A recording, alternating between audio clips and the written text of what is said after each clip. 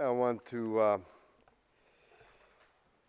thank the speakers today for this richly informative presentations, and we will now end our first day of our symposium with the closing remarks by Dr. Danielle Curran of the University of California, Santa Barbara. Danielle. Thank you. I have that effect on men sometimes. um, Good evening, buenas tardes, imainayam sumahain tuta, panikuna, turikuna, wirakuchaikuna. It's an honor to be here. Estoy muy honorado estar aquí. Kutiramuna yaktai masikuna, kai hatun yaupa yuyaini chinkiachai wasi. As we heard today from the esteemed scholars, the role of engineering in empire is one not necessarily monolithic, but of great nuance, regardless of the size of the stones used. We've heard today from various presentations how the Inca drew from their neighbors and earlier examples to forge new communities and to penetrate new lands. I think an overarching message we can take away is that from challenge and hardship come resilience, resistance, and indeed even innovation.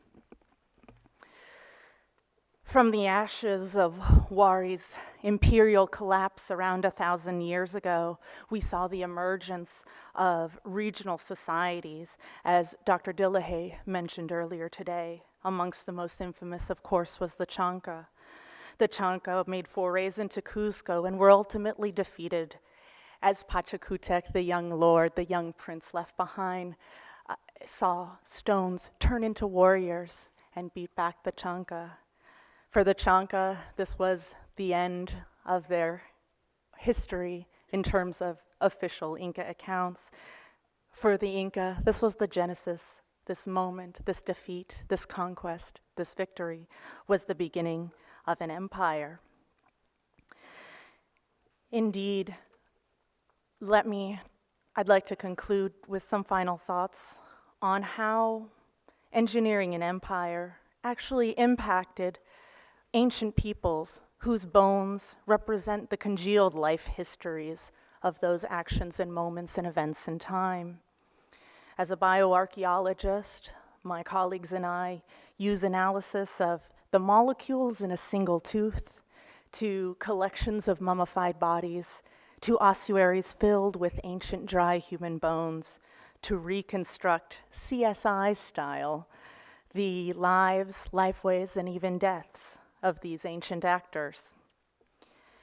The Inca control over the empire included the bodies of their subjects as well, and those changes and those impacts were profound, and they were corporeally, they were bodily permanent. They were almost stone-like, if you will. Now we can identify and we can hypothesize and muse on these direct impacts of social engineering by looking at the human body and different parts of it. We can look at the life of a single individual and a single lifespan, or over generations. And what we see when we look at the role of not just Inca imperialism, but the collapse, the cyclical nature of collapse and regeneration that has a long history in the Andes, we see that the strategic use of violence being heralded, marshaled again and again, and we can see that in the human body through fractures in the cranium, through broken bones caused as one either defends themselves from a blow or lands another. We can also look at the migration of peoples. We can better understand how the Inca were able to move populations around by using the molecules in teeth and bone. Essentially the adage, you are what you eat. That is the bedrock that sustained the fields and the llamas, is actually embedded in and sedimented in our bodies. And by looking at those bones and teeth and comparing that to geological regions, we can actually see ancient patterns of both migration and diet. We can also see how the Inca Road created an information superhighway. one that propelled not only armies and economic goods, but also novel technologies and new ideas, new philosophies and ideologies. With such challenges that come with conquest and colonization and consolidation, and with hardships including deprivation and indeed violence, we see innovation including trepanations, amputations, cranial surgery, medical practices, medical cultural practices, which were not equaled for hundreds of years.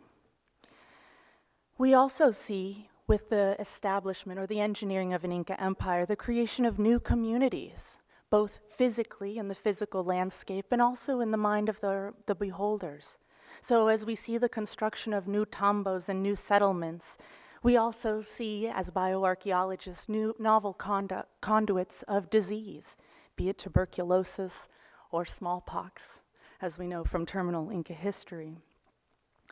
We also see the rising importance of specialists.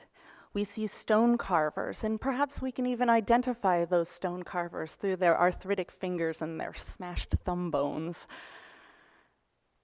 And then finally, we can see how the Inca controlled the body itself. Every empire needs a census. They need a way to demarcate, account for, and control society. And one of the ways they did that in the Inca Empire was through the use of cranial modification, or deforming the head or skull of an individual soon after birth through bindings.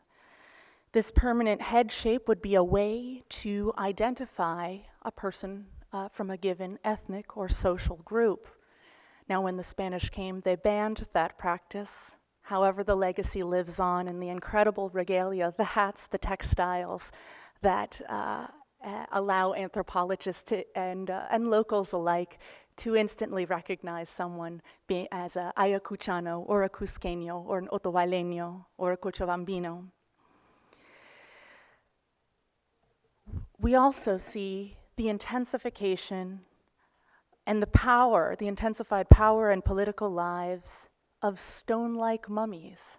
That is the permanence of mummies as a form of political strategy, taking local mummies and integrating them with an Inca, a globalized ideology. And then perhaps one of my favorite aspects of the engineering of an empire and the link between the human body and then the body of the empire is actually in the linguistics that are maintained today in the Quechua language spoken by over 12 million people. So the landscape is usually described in terms of a human body. A hill is muhu, like the knee. A spring of water, an eye of water, is actually called an Ñawimpukyo. If you're angry at someone, you can have rumi ñawi, stone-like eyes. Rumi maki, fists of stone. Hair, like an overgrown grass, is kichkauma. And my favorite, liwirayay, which are genitalia that are stone-like, like stone-like weapons. So what we can see here is that the Inca, a wonderful relationship between the body, the colonial process, the imperial process, and imperial ideologies.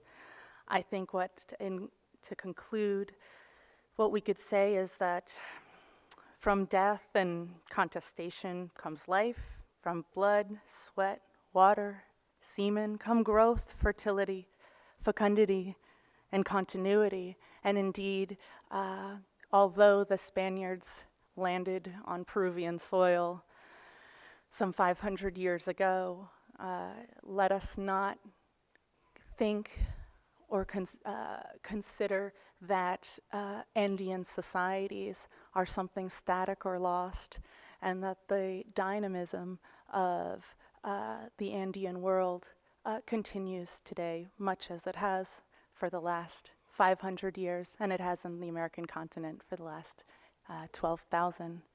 Thank you so much.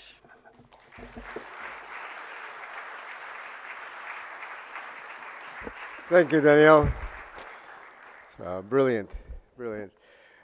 Well, if I was going to take a fall for the Inca Road, I'm glad it happened here and not in one of those unforgiving cliffs that we had to walk through. Thank you, everyone. Please come back tomorrow, 9 a.m. We're going to have a full day of this. A lot of fun. Rasmussen Theater.